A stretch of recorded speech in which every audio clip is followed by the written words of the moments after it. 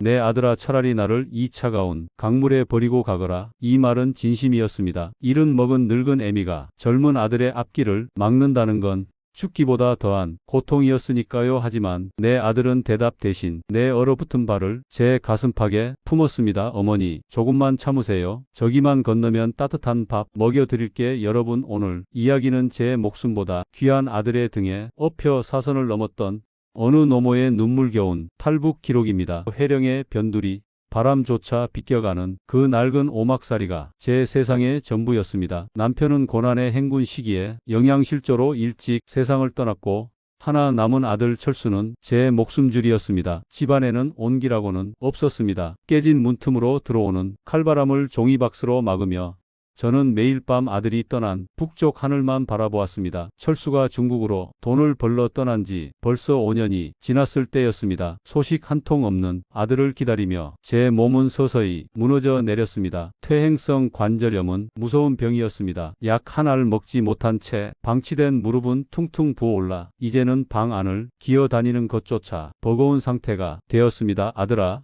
내 얼굴 한 번만 보고 죽으면 여한이 없겠다. 매일 밤 신세 한탄을 하며 죽을 날만 기다리던 어느 비바람 치던 밤이었습니다. 개 짖는 소리도 들리지 않던 고요한 자정의 낡은 살인문이 열렸습니다. 시커먼 형체가 방 안으로 들이닥쳤을 때 저는 그저 보이부에서 잡으러 온 줄로만 알았습니다. 하지만 들려온 목소리는 꿈속에서나 듣던 그 목소리였습니다. 어머니, 저 철수입니다. 저 왔어요. 아들이었습니다. 5년 만에 돌아온 아들은 제 몰골을 보더니 그 자리에 주저앉아 짐승처럼 울었습니다. 뼈만 남은 제 손을 잡고 아들은 속삭였습니다. 어머니, 여기서 이렇게 돌아가시게 안 둡니다.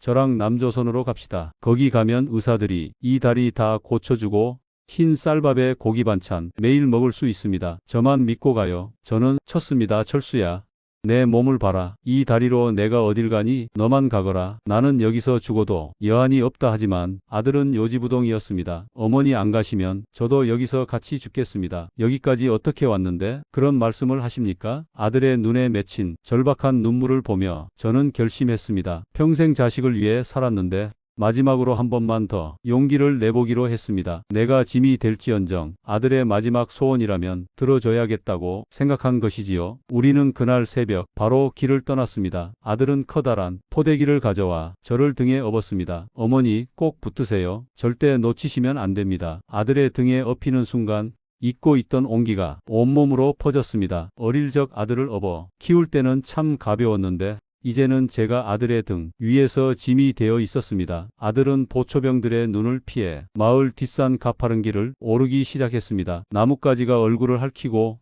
가시던 불이 살을 찢었지만 아들은 신음소리 한 번 내지 않았습니다. 오직 거친 숨소리만이 고요한 산속을 메웠습니다. 뒤를 돌아보면 금방이라도 총구를 겨눈 군인들이 나타날 것만 같아 저는 아들의 목을 꽉 껴안았습니다. 제 심장 소리가 아들의 등에 전달되는 것 같아 미안하고 또 무서웠습니다. 산속에서의 생활은 지옥 같았습니다. 낮에는 굴속에 숨어 숨소리조차 죽이고 밤에만 이동했습니다. 먹을 것이라곤 아들이 미리 준비해온 마른 떡 몇 조각과 산에서 뜬 얼음물 뿐이었습니다. 며칠이 지나자 아들의 옷은 땀에 젖어 걸레처럼 너덜너덜해졌고 밤이 되면 그 땀이 얼어붙어 서걱거리는 소리가 났습니다. 철수야, 잠시만 내려다오. 너 그러다 죽는다. 제가 울먹이며 말해도 아들은 허리띠를 더 세게 조여 매며 대답했습니다. 어머니, 제가 어릴 때 비 오는 날 저 업고 학교 데려다 주셨던 거 기억나세요? 그때 어머니가 해주신 말씀이 있어요. 사랑하는 사람을 업고 가는 건 무게가 안 느껴지는 법이라고요. 저 지금 하나도 안 무거워요. 오히려 어머니가 너무 가벼워서 마음이 아픕니다. 그 말을 듣고 저는 아들의 등에 얼굴을 묻은 채 소리 없이 울었습니다. 마침내 두만강 기슭에 다다랐습니다. 눈앞에 펼쳐진 강물은 검은 괴물처럼 넘실거렸습니다. 강 건너편 중국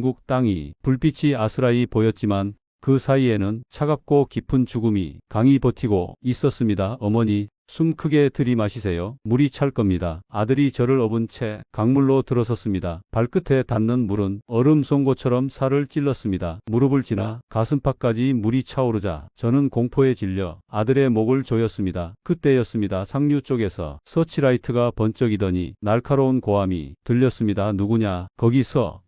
그 뒤이어 고요한 새벽 공기를 가르는 총성이 울렸습니다. 타앙, 타앙, 제 귓가를 스치는 총성 소리에 정신이 혼미해졌습니다. 어머니, 고개 숙이세요. 아들은 죽을 힘을 다해 물살을 가르며 나아갔습니다. 납덩이처럼 무거워져 아들을 밑으로 끌어내렸지만 아들은 이 악물고 앞으로 전진했습니다. 중국 땅 흙바닥에 쓰러지듯 도착했을 때 저는 이미 정신을 잃은 상태였습니다. 며칠간의 강추위와 차가운 강물 때문이었을까요? 제 오른쪽 다리는 검게 변해가며 감각을 잃어가고 있었습니다. 탈북 브로커들이 은신처를 전전하며 보낸 몇 달은 그야말로 지옥이었습니다. 공안의 단속을 피해 산장과 지하 창고를 옮겨 다녀야 했고 제대로 된 치료는 꿈도 꿀 수 없었습니다. 결국 남한 땅을 밟기 직전 제 다리는 더 이상 살릴 수 없는 지경에 이르렀습니다. 이름 모를 시골이 한가옥에서 저는 마취도 제대로 하지 못한 채 다리 한쪽을 잘라내야 했습니다. 살이 잘려나가는 고통보다 더 컸던 건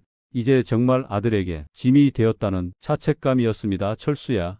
그냥 나를 두고 가지 그랬니? 다리 병신이 된 애미를 데리고 어쩌려고 제가 통곡하자 아들은 제 잘린 다리 자리를 어루만지며 말했습니다. 어머니, 다리 하나 없어도 괜찮아요. 이제 제가 평생 어머니 다리가 되어 드릴게요. 우리가 살아서 같이 있는 게 중요한 거 아닙니까? 천신만고 끝에 도착한 대한민국 서울 처음 본 서울의 밤거리는 별들이 땅에 내려앉은 것처럼 눈부셨습니다. 휠체어를 타고 임대 아파트 베란다에서 창밖을 보던 날 저는 처음으로 소리 내어 울었습니다. 북한에서의 70평생이 마치 전생이 일처럼 느껴졌습니다. 이곳에서 저는 생전 처음 보는 맛있는 음식들을 먹고 따뜻한 물로 목욕을 합니다. 아들은 매일 퇴근길에 제가 좋아하는 귤이며 빵을 사 들고 옵니다. 이제 저는 의족을 차고 걷는 연습을 시작했습니다. 한 걸음 내디딜 때마다 통증이 밀려오지만 옆에서 제 손을 꼭 잡아주는 아들을 보며 다시 힘을 냅니다. 시청자 여러분, 가끔 제 잘린 다리 끝이 아려올 때면 그날의 차가운 두만강이 떠오릅니다. 하지만 저는 후회하지 않습니다. 그 고통의 대가로 제 아들은 이제 숨지 않고 웃을 수 있게 되었으니까요. 아침마다 어머니 다녀오겠습니다 하고 인사하는 아들이 뒷모습을 볼 때마다 저는 신에게 감사합니다. 저를 포기하지 않은 아들, 그리고 우리를 받아준 이 땅에 감사하며 하루하루를 소중히 살아갑니다. 진정한 자유는 대단한 곳에 있는 게 아니었습니다. 사랑하는 아들과 마주 앉아 밥 한 끼 먹으며 내일은 무슨 반찬을 할까 걱정하는 그 평범한 일상이 바로 천국이었습니다. 어머니라는 이름으로 살아온 세월, 힘들고 지칠 때도 많았습니다. 하지만 자식을 향한 사랑 하나로 사선을 넘었던 그 기억이 이제 제 남은 생을 지탱하는 가장 큰 힘이 되었습니다. 여러분도 곁에 있는 가족이 손을 한 번 더 꼭 잡아주세요. 그 손이 세상에서 가장 따뜻하고 강한 생명줄이니까요. 이것으로 제 이야기를 마칩니다. 끝까지 들어주셔서 감사합니다. 구독, 좋아요 주시면 많은 도움 됩니다.